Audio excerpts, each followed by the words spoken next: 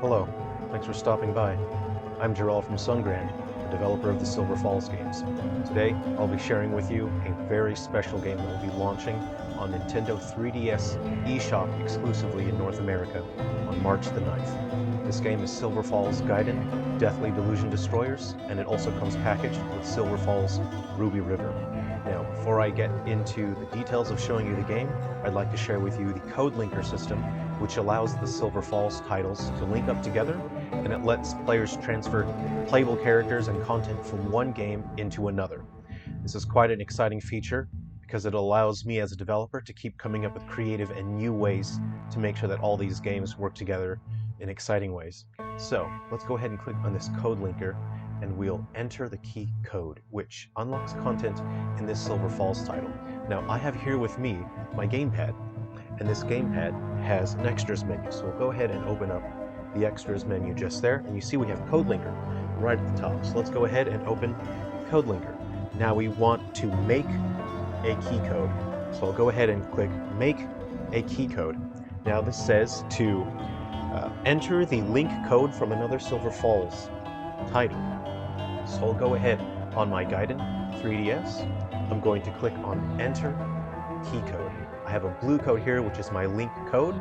So I want to take this blue code, and now White Inside Its Umbra for Wii U, which launched just a couple weeks ago, is asking for my blue link code. So I'll click start now.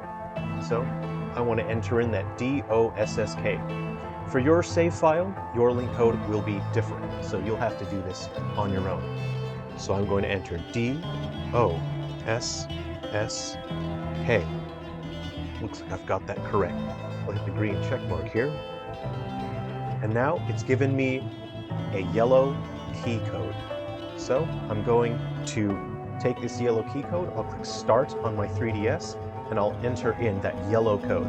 So the yellow code that I have here is only for my games. This won't work for you. Again, you'll have to do this on your own. And so we'll click J, F, P, Y, C. Let's see if I've entered these codes correctly. Hey, fantastic. It says I've got content unlocked, and Bjorn Hancock has joined the search party. Go ahead and hit finish on that, and I'll start the gameplay on Gaiden, Deathly Delusion Destroyers. So, go ahead and turn off our Wii U, since we are done using that console now. Now to get started, we want to open our character party menu, so we'll touch that campfire, or since it's during the day, there isn't a campfire at the moment. So, I want to add Bjorn to my team, since I've just unlocked her by transferring her across from White Inside Its Umbra. Click on my team button just here, and I'll find Bjorn on the list of characters. So, I'll go ahead and swap out one character here. And let's see. If we have a look on the top screen, or what we'll call the left screen, it says today's soul type is artistic. So that means that any character that has an artistic soul type will have a 50% stat boost and access to special abilities. Let's see. Bjorn is whimsical, Gold is lonely, Winnie is brave, and Gus is strong. So, if I come up against a difficult battle, I might need to build a team that uses artistic characters if I find I'm having difficulty with some enemies. So, what makes a battle RPG? As a developer and as a gamer, I am a massive fan of RPGs. That would be my favorite genre of games. With Gaiden 3Ds, this is a battle RPG. So while it focuses heavily on RPG elements, it doesn't focus on exploring an open environment and progressing through a plot the way that a JRPG would. So this would be called a battle RPG. The entirety of the focus and development of this game went into an extremely complex and satisfying battle system, and it relies on a very complex skill system that allows you to link together many different actions to maximize your strategy for battle and increase your chances of being able to complete difficult missions. So why would you even want to complete difficult missions to begin with? So you can see we can select casual missions, and if we scroll across from there we have challenge missions. These will give us slightly better rewards. If we move to the next difficulty, which are the daily boss battles, you can see that we now have access to ultimate abilities for characters. If I click on this top spot here, this is for a character who is currently not in my party, but I can recruit this character. So if we look at the specifications here, it says enemy attacks are light, which means that if I have a way to give my characters light armor or equip them with light armor, then they'll be able to withstand enemy attacks much better. We look at the strong category, which says handgun, which means any characters that use handguns will deal extra damage. But there is a different specification on this battle, and that says everything else is weak. So any character who is not using a handgun is going to deal significantly lower damage. There is a warning here on the bottom right, so let's go ahead and touch that with our stylus. And it says enemies deal extra damage to anyone not wearing gloves, which means that we may need to build a team specifically for this battle. So a good way to do that is to work on easier missions to try and get the equipment that we need. In this case, I would try to grind out some easier missions so I can earn decent gloves. Then I would use materials to enhance my gloves to make them even stronger. And that would increase my chances of being able to complete this mission. Let's go ahead and have a look at some of the more difficult missions now. As you see, we have the weekly boss, which is even stronger, but it gives access to even more characters. So we have a character on the first slot who's so short, she doesn't even reach the very top of that portrait window there. We also have the ultimate ability for Bull Brandish. And different to the previous categories, now we have elements added to the strong specifications. So water will deal extra damage and crossbows will deal extra damage, but everything else will deal minimal damage. Let's have a look at the warning here. Let's see, enemies deal extra damage to anyone not wearing a vest. Right. Let's go ahead and go back and have a look one more time. Let's have a look at this shorter character here. Enemy attacks are air. And now we also have a soul boost. So the soul boost occurs on top of the daily soul type. So a character who is artistic will have a significant advantage in this battle. Characters who use the long gun are able to deal extra damage, and flame attacks will deal more damage, but everything else will be weak. Let's have a look at that warning. Enemies deal extra damage to anyone not wearing a hat. So you can see things can really vary. And as you go into the Titan and multi-boss battles, you'll see a plus next to the reward, which indicates that that reward will be a significantly higher level, and they'll have a skill attached. Now, what does it mean when equipment has a skill attached? Well, let's have a look here. We have a lumber axe, and below that, you have Inspiring Defeat. If we click on Inspiring Defeat, it gives us a description of what that skill does. So, team defense and speed +1 upon defeat. So every time that character is knocked out, it actually boosts stats for the whole team. That's quite a useful ability. We also have a longbow here with Shocking Death. Let's have a look at that. The team defense +20% upon defeat. That's quite useful. And below that we have a hunting crossbow that has Trick Attack. It says attack upon item use. So every time that character uses an item, they will also attack. That's quite useful. Let's see what happens if we click on one of these weapons. If I click Enhance, you can see that there is a second spot for a skill. So in order to unlock that second skill, you'll have to enhance your equipment 4 times. That would increase the rank and also the level. And it would add 1 star underneath that equipment. It also shows you the materials required to upgrade your equipment. Now, unfortunately, this is a new save file, so I don't actually have enough materials to enhance this equipment. Now let's see what kind of armor I can equip. These particular armor items don't have any skills attached to them, but if you enhance them and raise that rank 4 times, you can still add 1 skill to it. Now, the reason why there's so many different types of equipment for these characters to use is each character actually has a unique stat spread for their armor proficiency. You'll see there are multiple types of armor, and each character has different proficiencies with those. So for a character like Bjorn, she'll get the most benefit if you equip her with gloves or jewelry. if you equip her with eyewear, like goggles or glasses, she will only get 80% of the effect of that item. So you can see each character really benefits from certain types of equipment. Every character will also play very differently. So for Bjorn particularly, she's generally designed as a defender character. She has extremely great defenses. She has a high HP stat growth, and she has an ability called Valiant Regenerator. She restores her own HP just a little bit every time an ally is hit.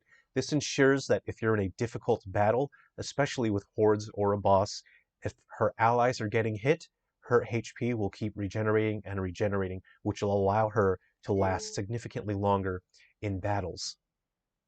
Now, it would be a good idea to equip Bjorn with revive items, because if her teammates get knocked out, she'll be able to revive them. Bjorn is an excellent defensive character.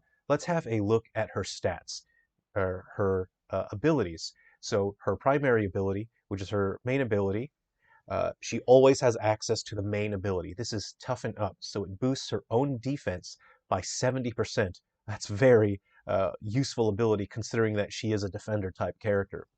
Now, her soul ability is something she only has access to if her soul type matches the daily soul type. Today, her soul type does not match, so she does not have access to that. But if she did have access, she would be able to use Prism Guardian, and that actually boosts the team's fire, ice, electric, and water resistance by 30%. That's a very good defensive ability for the whole team. Her ultimate ability, which again you gain access to by defeating bosses, is Echo Cannon, which deals significant damage. It covers a massive range, and it stuns distant enemies for 3 seconds. This is great for crowd control. And on every day of the week, characters will have different abilities. Let's just go ahead and have a quick look at some of Bjorn's abilities. On Sunday, she has a basic physical attack, which is a good way to deal with enemies without exhausting the entirety of your charge meter. On Monday, she has Echo Bomb, which is great for crowd control. It's a weaker version of Echo Cannon, but it does stun enemies, it has far reach, and it also reduces the enemy's resistance to air and light attacks. On Tuesday, we have Team Solar Amplify, so every character that uses light element abilities, those abilities will be boosted 30%, and again, this keeps stacking, so you can use this ability again and again. On Wednesday, she has Encourage, which allows her to fill up her teammates' charge meter just a little bit. It's a decent support ability. On Thursday, she has Megaphone. It doesn't do a huge amount of damage, but it does stun enemies, and as you'll see in the battle system, it is important to buy your team time as much as you can, especially if a character is in danger of getting knocked out. On Friday, we have Camping Spirit, which allows her to regenerate one inventory item, and this is why I mentioned it's a great idea to give Bjorn an item that will allow her to revive her team members, because she restores her own health when her team members are hit, and because she has such great defensive abilities and stat spread, that allows her to keep reliably reviving her team members. So she is probably going to be the best defensive character in the entire roster. On Saturday, we have Team Echo Amplify, and that boosts her sound power by 30%. So if you have access to Bjorn's ultimate ability, and if you want to deal with bosses and you need Bjorn to deal maximum damage, Saturday would be a great day to have Bjorn on your team. Now, as you can see from the game mechanics, every character has access to different abilities based on the day of the week, which totally changes that character's utility in battle. To me, this makes it very interesting to deal with different missions, as the mission specs change every hour, day, and week. And this always offers an interesting challenge, as every character plays such a unique role, especially based on the day of the week. Now, if we have a look at our items here, you can see that we can purchase either singles or 4-packs of items. We can also use items that not only heal, but some that fill up the charge meter, and we also have items that can revive our knocked out party members. And as you'll see, some members have skills that activate when they are revived. Now, because today has a daily soul type of artistic, what I'll want to do is go into team and I'll find a member with an artistic soul. We have Atticus Longdraw here from Silver Falls Ghoul Busters, which is available on the 3DS and Nintendo Switch. So if we have a look at Atticus's stats here, he has pretty average health and power and speed, but that makes him quite a very balanced character, especially because that bow allows him to hit pretty far and also deal with multiple enemies. We have his signature skill called Comeback Power, and that increases his power by 4 every time he's revived. This skill can activate multiple times during battle. You can see that he gets a great boost from a vest at 130%, but he receives a significant penalty on jewelry, which he's not a big fan of, which is only 70%. We have jacket and hat at 80%. So it's a good idea to try and save your vest armor for Atticus. Let's see if we have any equipment for him. Hey, look at this. We have Shocking Death. So his raises his team member's defense by 20 every time he's knocked out. Let's go ahead and equip that. And every time we are revived, he'll get a power boost. So you can see how the skills really come into play and allow you to create dynamic and interesting strategies for your team. And because all of the missions are so varied, you'll pretty much always have an interesting and new challenge to play. Now, I created this game because I wanted people to have a way to enjoy 3DS for a very long time to come. I didn't want to create a standard RPG or JRPG because those have a beginning, middle, and end. And I wanted to create a game that feels like it could potentially last forever because the challenges keep changing. And as new Silver Falls games launch in the future, they will actually be backwards compatible, which means this game, Gaiden Deathly Delusion Destroyers, is future compatible. As new Silver Falls games launch, you'll be able to transfer the playable characters from the future Silver Falls games into this one and recruit them into your party. So even as the years pass, we'll still have new characters to enjoy. Now you can see my character is getting beaten up here a little bit, but every time Gold takes damage, Bjorn is restoring a little bit of her health. Let's see if Atticus can help her out over there. I'm a little bit worried about the damage I'm taking, but we'll see the effect that Bjorn's ability plays. Let's let my other party members get hurt, and you'll see Bjorn's health increasing just a little bit. Now she is restoring a little bit of health, but I'm worried about Gold getting knocked out. I'll use that Electro Bomb ability, and you can see it consumed a fair bit of his charge meter. I can see the enemies approaching. They're quite slow, which gives me time to plan out my next move. I might try Trick Shot, which actually increases Atticus's damage that he can do. So Trick Shot gets stronger every time you use it. Let's see, Gus can't seem to reach over there, so that won't be able to help him very much. Let's see what Bjorn can do. We'll Echo Bomb these enemies and knock them out. Now, let's see. Let's watch Atticus's, Atticus doesn't have an item, so unfortunately we won't be able to see his ability activate. If we had equipped Atticus with an item, we could see the effect of his Camping Spirit, which restores his item. Now luckily, Gus is a couple levels higher than the other characters, so he's able to take a few hits. Let's go ahead and use Sand Throw, and we'll see how long it stuns the enemy for. It reaches pretty far, but the difference between your weapon attacks and your abilities is that you can aim your weapon attacks, but you can't aim your abilities. If I try to use Vital Stab, which I'll use here, unfortunately, that won't be able to reach the bear. Now, it is good to have characters who have ranged attacks, like Gold, because he's able to reach across the field. So the placement of your character is also very important. Let's have Gold help Gus out. Alright, so the crossbow didn't do that much damage here. Let's see, Atticus uses a bow, which also allows him to reach, so let's go ahead and help out his party member here. Alright, we did it. So you can see these characters are really designed to work well together. Really, the game is up for players to decide what kind of interesting team they want to build, or just build a team with your favorite characters from across the Silver Falls titles. You can see every mission can be extremely difficult or pretty easy based on the team that you have. Atticus was dealing significantly more damage and filling up his charge meter faster because his soul type matches the daily soul type, which again grants him 50% stat boost. That allows him really to deal with bosses if you're trying to take on bosses and get your ultimate abilities. When you do earn ultimate abilities, they only are active for 7 days, so use your ultimate abilities while you can. Luckily, we earned some loot here. I got some 3 pieces of metal that will be for enhancing my equipment, and a level 0 pistol. So if I'm disappointed with the level of the loot that I earned, I can always replay the mission, and there's a chance that I'll get that same loot drop but at a higher level. Now, it's always good to check with your characters at your campsite. I'll go ahead and click on Maverick. and it says I obtained some shiny metal. It's great to talk to your party members because every time you talk to them, you will always get an item. Now it may be a weapon, it may be armor, or it may even be a usable item like a revive or a heal item. And often you'll get crafting materials, which is quite useful. Let's have one more look at one last feature here, which is going to the diner. Let's click on that and see what happens. Great, some of our party members showed up. Let's have a look. Oh, this is excellent. That saves me having to purchase some Miracle Cream, which is a great healing item. This is a great chance to get to know your party members a little better as they'll share more about themselves and just have a chat with you. Annalise brought me some first aid, which is very nice. You'll recognize many familiar faces from across the Silver Falls series, and even some new faces that you've never met before. There's something special about the diner. If you wait here long enough, other characters will show up and they'll have a chat to you.